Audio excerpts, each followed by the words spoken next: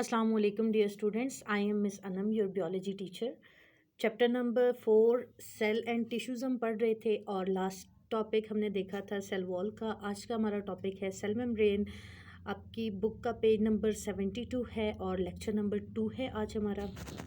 ये है जी आपका बुक का पेज नंबर 72 सेल मेम्ब्रेन का टॉपिक, और ये इस टॉपिक का रिमेनिंग पार्ट है जी पेज नंबर 73 पर।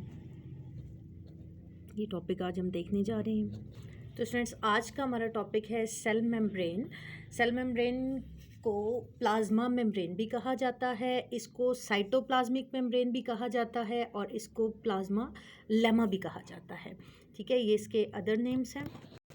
तो स्टूडेंट्स, ये आप देख सकते हैं, ये एक सेल है और इस सेल की आउटर मोस्ट बाउंड्री जो है ये सेल मेम्ब्रेन है। तो एनिमल सेल में देखें, ये आउटर मोस्ट बाउंड्री है सेल मेम्ब्रेन, जबकि प्रोकैरियोटिक सेल्स में या प्लांट सेल्स में अगर देखा जाए तो आउटर मोस्ट सेल वॉल होती है और सेल वॉल के बाद सेल मेम्ब्रेन होती है। ठीक है जी, तो ये प्रोकैरियोटिक सेल में आप देख सकते हैं outermost boundary cell wall है, उसके बाद सेल मेम्ब्रेन मौजूद है। जबकि एनिमल सेल में अगर हम देखें तो एनिमल सेल में आउटर मोस्ट बाउंड्री जो है वो सेल मेम्ब्रेन होती है। सो स्टूडेंट्स, सेल मेम्ब्रेन एक बियोलॉजिकल मेम्ब्रेन है जो सेल के इंटीरियर को आउटसाइड एनवायरनमेंट से सेपरेट कर रही होती है। ठीक है जी, मतलब जो सेल के अंदर की चीज़ें हैं उनको सेल से बाहर नहीं निकलने देती, और जो एक्सटर्नल एनवायरनमेंट में चीज़ें हैं उनको सेल के अंदर ज़रूरत के मुताबिक अलाउ करती हैं जाने के लिए। तो सेल मेम्ब्रेन ने आउटर प्रोटेक्टिव बाउंड्री बनाई हुई होती है around the cell. Animal cell में अगर आप देखें तो आउटर मोस्ट होती है, जबकि प्लांट सेल्स में, बैक्टीरियल सेल में, फंजाई में, जिनमें आपने पढ़ा था कि सेल वॉल मौजूद होती है, so due to the presence of cell wall it lies next to cell wall in other cells. Functions cell wall के क्या, सेल मेम्ब्रेन के क्या हैं कि इसने सेल के कंटेंट्स को सेपरेट करना होता है फ्रॉम एक्सटर्नल एनवायरनमेंट। नेक्स्ट ही cell membrane selectively permeable membrane है। सिलेक्टिवली परमिएबल का मतलब है, परमिएबल वर्ड परमिशन से निकला है, तो सिलेक्टिव मटेरियल्स को परमिशन देती है, अलाउ करती है सेल के अंदर जाने के लिए। फॉर एग्जांपल, कुछ स्मॉल मॉलिक्यूल्स हैं उनको यूजुअली अलाउ कर देती है सेल के अंदर जाने के लिए, लार्ज मॉलिक्यूल्स को, लार्ज पार्टिकल्स को अलाउ नहीं करती सेल के अंदर जाने के लिए। इसके अलावा ये सेल और एक्सटर्नल एनवायरनमेंट के बीच एक्सचेंज ऑफ मटेरियल को कंट्रोल कर रही होती है कि जो फालतू की चीज़ें, वेस्ट मटेरियल है जिसने सेल से बाहर निकलना है तो उसको अलाउ करती है सेल के बाहर जाने के लिए, और जिस चीज़ ने सेल के अंदर इंटर होना होता है तो उस चीज़ को अलाउ करती है सेल के अंदर इंटर होने के लिए। इसके अलावा ये सेल के अंदर सेपरेट कंपार्टमेंट्स की फॉर्मेशन करती है। सेल मेम्ब्रेन के थ्रू सेल के अंदर सेपरेट कंपार्टमेंट्स बनते हैं, जिनके अंदर, उन कंपार्टमेंट्स के अंदर स्पेशल मेटाबॉलिक प्रोसेसेस हो सकते हैं, सच एज एक कंपार्टमेंट में फोटोसिंथेसिस का प्रोसेस हो रहा है, दूसरे में रेस्पिरेशन का प्रोसेस हो रहा है। तो फोटोसिंथेसिस और रेस्पिरेशन के प्रोसेसेस को अलाउ करने के लिए ये सेपरेट कंपार्टमेंट्स की फॉर्मेशन करती है विद इन द सेल। फिर जी सेल मेम्ब्रेन रिसेप्टर साइट के तौर पे काम करती है। कैसे रिसेप्टर साइट के तौर पे काम करती है? ये रिकग्नाइज करती है हार्मोन्स को, न्यूरोट्रांसमीटर्स को और दूसरे केमिकल्स को। रिकग्नाइज करने के बाद उनको अलाउ करती है सेल के अंदर इंटर होने के लिए। रिकग्नाइज का मतलब होता है पहचानना। तो जो हार्मोन जिसकी ज़रूरत है सेल के अंदर इंटर होने के लिए, उन हार्मोन्स को अलाउ करेगी सेल के अंदर इंटर होने के लिए। इसके अलावा न्यूरोट्रांसमीटर्स, ब्रेन केमिकल्स होते हैं जो न्यूरॉन से सिग्नल लेकर जा रहे होते हैं। न्यूरॉन आपके ब्रेन सेल्स होते हैं, उनसे सिग्नल लेकर जा रहे होते हैं टारगेट सेल की तरफ या किसी ग्लैंड की तरफ। तो इन न्यूरोट्रांसमीटर्स को रिकग्नाइज करना और फिर उनको अलाउ करना सेल के अंदर एंटर होने के लिए, ये काम है जी आपकी सेल मेम्ब्रेन का। इसके अलावा बाकी कुछ केमिकल्स होते हैं जिनकी सेल को ज़रूरत है, उनको अलाउ करती है सेल के अंदर एंटर होने के लिए, उनको रिकग्नाइज करती है, पहचान सकती है उनको। इसके अलावा आपकी जो सेल के अंदर ऑर्गेनेलीज मौजूद होती हैं, जिस तरह से माइटोकॉन्ड्रिया है, जिस तरह से क्लोरोप्लास्ट हैं, गोल्जी बॉडीज़ हैं, एंडोप्लाज्मिक रेटिकुलम है, ये सारी मेम्ब्रेन बाउंडेड ऑर्गेनेलीज हैं। और इन ऑर्गेनेलीज के गिर्द जो मेम्ब्रेन होती है वो सेल मेम्ब्रेन ने उसकी फॉर्मेशन की होती है। ठीक है जी, ये कुछ फंक्शंस हो गए सेल मेम्ब्रेन के। अब हम इसकी कंपोजिशन देखते हैं कि ये बनी किस चीज़ से होती है। तो बेसिकली आपकी सेल मेम्ब्रेन के 3 मेन कंपोनेंट्स होते हैं।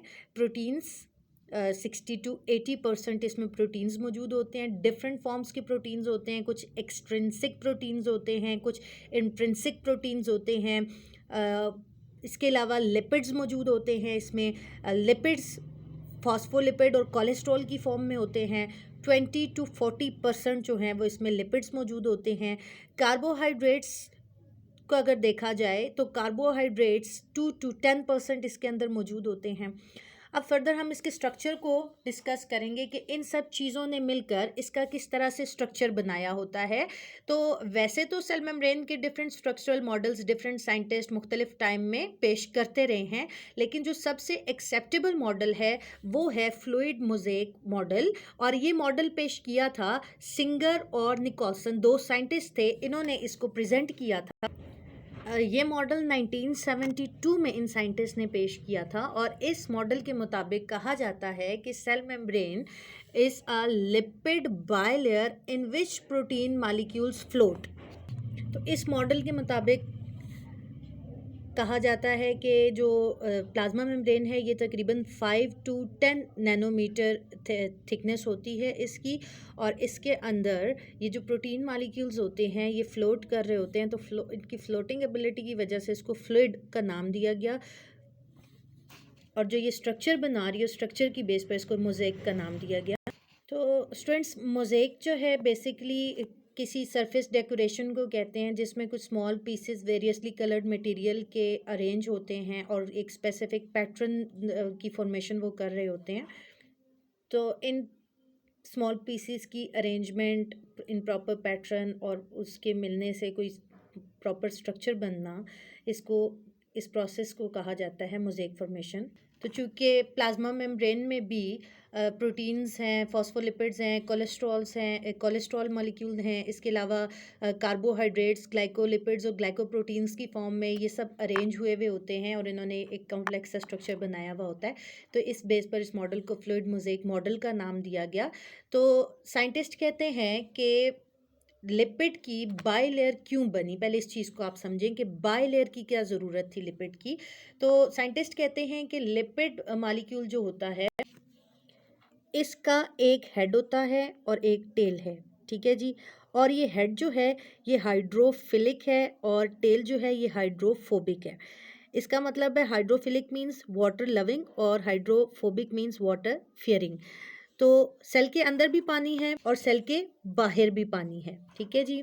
तो फ्रेंड्स, सेल के अंदर भी पानी है और सेल के बाहर भी पानी है। तो हाइड्रोफिलिक जो साइड है इसकी, ये हेड वाली साइड तो वाटर को फेस कर सकती है, लेकिन टेल वाली साइड जो है ये नहीं फेस कर सकती वाटर। तो ये अगर हम देखेंगे हमारे पास सेल मेम्ब्रेन का स्ट्रक्चर है, तो यहाँ पर इस लिपिड्स की जो अरेंजमेंट है वो इस तरह से नहीं हो सकती कि इसके अंदर पानी है और ये जो हाइड्रोफोबिक साइड है, जो वाटर फियरिंग साइड है, ये पानी की साइड पर नहीं आ सकती। तो इस वजह से यहाँ पर डबल मेम्ब्रेन इसकी अरेंज हुई हुई है। इस तरह से करके लिपिड्स जो होते हैं वो डबल मेम्ब्रेन की फॉर्म में अरेंजमेंट करते हैं और डबल मेम्ब्रेन की फॉर्म में अरेंजमेंट करके लिपिड की बाइलेयर बन जाती है। तो स्टूडेंट्स, इस डायग्राम में आप देखें, आपको नज़र आ रही होगी ये लिपिड बाइलेयर किस तरह से अरेंज हुई हुई है। ये देखें जी, ये लिपिड की 2 लेयर्स हैं, ये हेड और ये टेल, और ये हेड और ये टेल। जैसा कि मैंने आपको बताया, हेड जो है ये क्या है, हाइड्रोफिलिक है, ये वाटर को फेस कर सकता है। टेल हाइड्रोफोबिक है। तो दोनों साइड की टेल्स इनसाइड आ गई। और ये देखें, ये सेल मेम्ब्रेन जो है इसमें लिपिड की बाइलेयर्स की अरेंजमेंट इस तरह से होती है। क्लियर हो गई बात। पे स्टूडेंट्स, मैंने बात की कि सेल मेम्ब्रेन में ग्लाइकोप्रोटीन मौजूद हैं, ग्लाइकोलिपिड्स मौजूद हैं, कोलेस्ट्रॉल मौजूद है, प्रोटीन्स मौजूद हैं, इंट्रिंसिक प्रोटीन्स हैं, एक्सट्रिंसिक प्रोटीन्स हैं। तो ये आप इसकी ओवरऑल स्ट्रक्चर देख सकते हैं कि इस स्ट्रक्चर में ये सब चीज़ें किस तरह से मौजूद हैं। तो यहाँ पर आप देखें, ये इसके अंदर प्रोटीन्स एम्बेडेड हैं, ये आपको नज़र आ रहे होंगे, ये इंटीग्रल प्रोटीन्स हैं, कुछ ये रिसेप्टर प्रोटीन्स हैं, ये आप देख सकते हैं, ये सारे प्रोटीन्स हैं। और इसके ऊपर ये जो स्ट्रक्चर आपको नज़र आ रहा है, ये ग्लाइकोप्रोटीन है, कार्बोहाइड्रेट और प्रोटीन्स। और यहाँ पर आपको देखें बाइलेयर्स, 2 लेयर्स नज़र आ रही हैं, सेपरेट की हुई हैं इन्होंने, क्लियर करके दिखाने के लिए। इसी तरह से इसके अंदर कोलेस्ट्रॉल मौजूद है, ये आप देखें यहाँ पर अंदर एम्बेडेड है, कोलेस्ट्रॉल मौजूद है इसके अंदर। ये स्टूडेंट्स एक और डायग्राम से आप समझ सकते हैं, ये देखें, ये बाइलेयर्स आपको नज़र आ रही हैं, ये लिपिड्स और ये लिपिड्स, लिपिड की बाइलेयर। इसके अंदर ये देखें प्रोटीन मॉलिक्यूल्स किस तरह से एम्बेडेड हैं, इंटीग्रल प्रोटीन। ये देखें प्रोटीन्स के ऊपर क्या मौजूद है, ग्लाइकोप्रोटीन। ग्लाइकोप्रोटीन क्या होता है, कार्बोहाइड्रेट और प्रोटीन का कॉम्प्लेक्स। इसी तरह से ये देखें ग्लाइकोलिपिड, कार्बोहाइड्रेट और लिपिड का कॉम्प्लेक्स। ये रिसेप्टर प्रोटीन्स मौजूद हैं। इसके अलावा इसमें आपको नज़र आ रहे हैं कुछ पेरिफेरल प्रोटीन्स हैं, कुछ चैनल प्रोटीन्स हैं। तो ये डिफरेंट टाइप के प्रोटीन्स जो हैं वो इसके अंदर मौजूद होते हैं, और ये सब चीज़ें मिलकर इसको फंक्शनल डाइवर्सिटी प्रोवाइड कर रही होती हैं कि इन सब चीज़ों की प्रेजेंस की वजह से cell membrane variety of functions perform कर सकती है।